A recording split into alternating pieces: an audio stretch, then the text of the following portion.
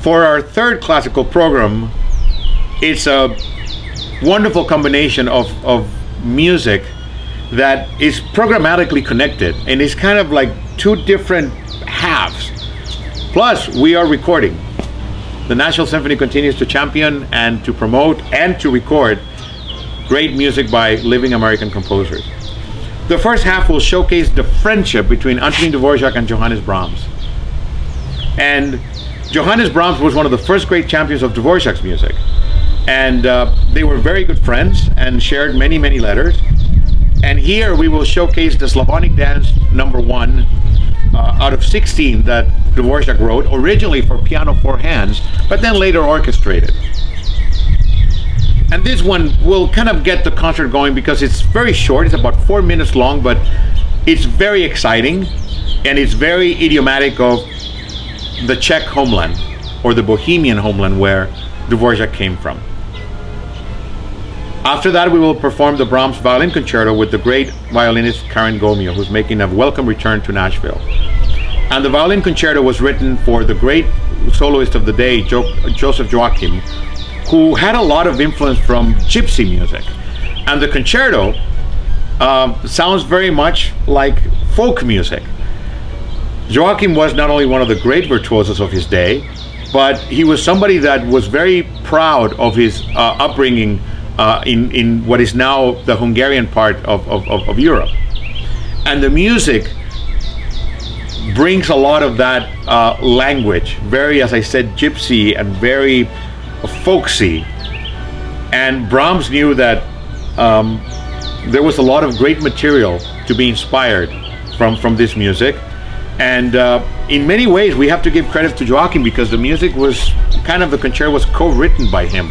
We know that Joachim gave Brahms a lot of help in writing the violin part to make sure that it was written within the boundaries for violinists in the future to be able to play. And it has become one of the most performed concertos in the repertoire. The second half, we will be recording a work by the great American composer John Adams called My Father Knew Charles Ives. And here, John Adams basically pays homage to one of the most revolutionary of composers in America, Charles Ives, who I think even in the 21st century, we're trying to catch up with him. His ideas were so bold and really so out there that it still has the ability to shock us. And I think John Adams' music in this particular piece are paying homage to this great composer and great thinker that stretched the idea of what music really was. And to finish the program, we will play one of these revolutionary works by Mr. Ives, 3 Places in New England.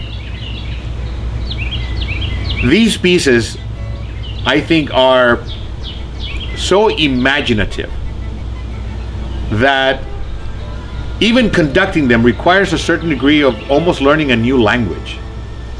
The way that he wrote it, I think, were influenced by Ives' own upbringing. Growing up and listening to marching bands and watching military parades, you hear a lot in the music where at times it sounds very chaotic.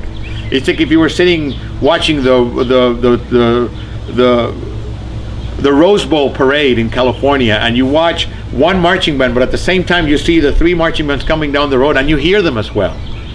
So it sounds very chaotic. Or if you're watching some military band playing in the center of a plaza, but yet you hear all the sounds happening around.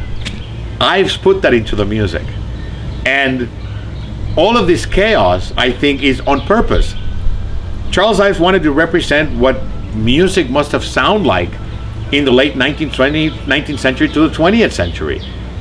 He had no interest in continuing to write music the way Brahms wrote it. That was good for Europe, but no, I want to write music that is relevant to my time in New England.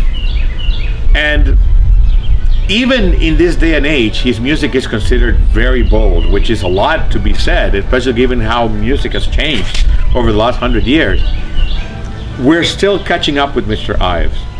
And when we play this music, there's a sense that maybe in 100 years, maybe even further than that, we might be able to understand fully what it is that Charles Ives truly was trying to tell us from the early 1900s.